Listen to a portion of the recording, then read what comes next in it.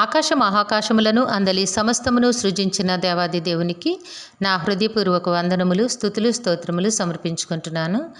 అందరికీ శుభోదయం. ఇది నా మహోన్నతుడైన దేవాది దేవుడు నీ కొరకు సిద్ధపరిచిన వాక్కు. వేటకాని ఉరిలో నుండి ఆయన నిన్ను విడిపించును, నాశనకరమైన తెగులు రాకుండా నిన్ను రక్షించును. దేవుని నామమునకు మహిమ కలుగునుగాక.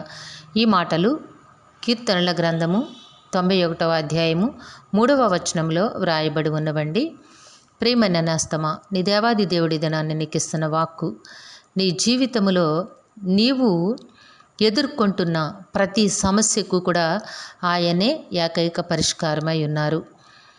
నీ దేవుడు అనుక్షణము కూడా నిన్ను కంటికి రెప్పలాగు కాపాడుతూ ప్రతి విధమైన శోధన, శ్రమలు, ఇబ్బందులలో నుంచి నిన్ను తప్పిస్తూ విడిపిస్తూ నిన్ను కంటికి రెప్పలాగు కాపాడుచూ ఉన్నారు.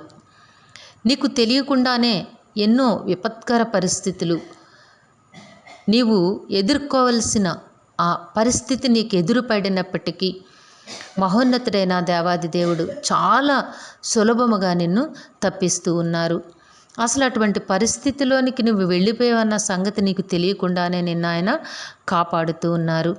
ఈ దినాన్న నీకు ఇస్తున్న వాగ్దానం ఏమిటి అంటే, వేటకాని ఉరిలో నుండి ఆయన నిన్ను విడిపించును. వేటకాని ఉరి నీ కొరకు ఆ ఉరి వేయబడిన ఆ సంగతి కూడా నీకు తెలియదు. అనేక పర్యాయములు నీవు తప్పించబడుతూ ఉన్నావు. ఎంత భయంకరమైన తెగులు, మరణకరమైన తెగులు నీకు సంభవించినప్పటికీ కూడా ఆయన నిన్ను కాపాడుతూ నిన్ను జీవింపచేస్తూ ఉన్నారు. నేస్తమా, ఇంతవరకు నీ జీవితంలో నీవు లెక్కించుటకు వీలు లేని అన్ని విపత్కర పరిస్థితుల నుంచి నిన్ను కాపాడిన దేవుడు ఇక ముందు కూడా నిన్ను అట్టి రీతిగా కాపాడుతాను అని నీకు వాగ్దానము చేస్తూ ఉన్నారు. ఎందుకు అంటే, జీవము కలిగిన దేవుడు నీ పక్షమందున్నారు. అదే కీర్తనల గ్రంథము 124వ అధ్యాయం 7వ వచనంలో కూడా ఒక మాట వ్రాయబడి ఉంటుంది. పక్షి తప్పించుకొనినట్లు మన ప్రాణము వేటకాండ్ర ఉరి నుండి తప్పించుకొని ఉన్నది. ఉరి తెంపబడిను, మనము తప్పించుకొని ఉన్నాము. నేస్తమా, నీ జీవితము కూడా అనేక పర్యాయములు ఇట్టి విపత్కర పరిస్థితులకు గురైనప్పుడు మహోన్నతుడైన దేవాది దేవుడు నిన్ను చాలా సులభముగా తప్పించి ఉన్నారు. కాబట్టి నీవు ఆయన సంగతులను గూర్చి విశ్వసిస్తూ ఆయన వైపు నిరీక్షించగలిగినట్లయితే ఇక ముందు కూడా నీవు ఉన్నతమైన విజయములనే చూస్తావు.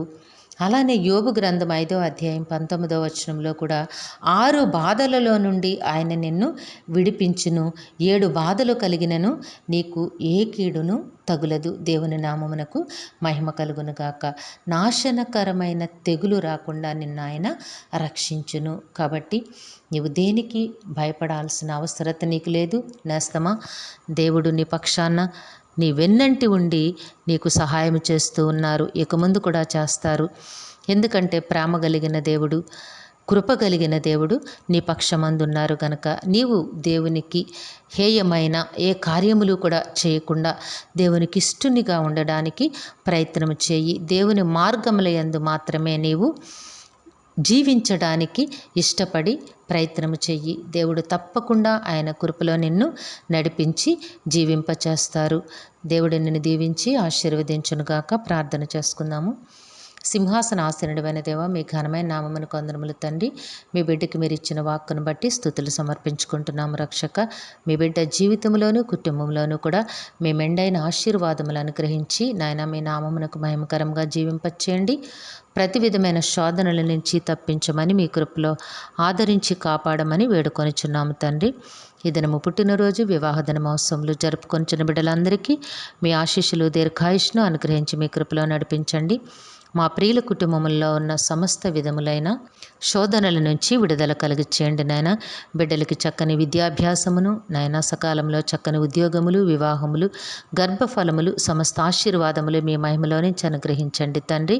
అనారోగ్యముల నుంచి విడుదల కలిగించేయండి. ఆర్థిక సమస్యల నుంచి విడుదల కలిగించేసి మీ కృపలో జీవింపచేయమని సమస్తమును మీ దివ్య హస్తములకు అప్పగించుకుంటూ ఈ ప్రార్థన మా రక్షకుడును మే ప్రియ కుమారుడైన యేసుక్రీస్తు వారి అతి శ్రేష్టమైన నామమున అడిగి వేడుకొనుచున్నాము తండ్రి. ఆమెన్. కరుణా వాత్సల్యత కలిగిన దేవుడు మీ కుటుంబ జీవితంలో ఉన్నతమైన ఆశీర్వాదములను గ్రహించి మిమ్మును ఆయన నామ మహిమ కొరకు జీవింపచేయునుగాక. ఆమెన్. ఆమెన్. ఆమెన్.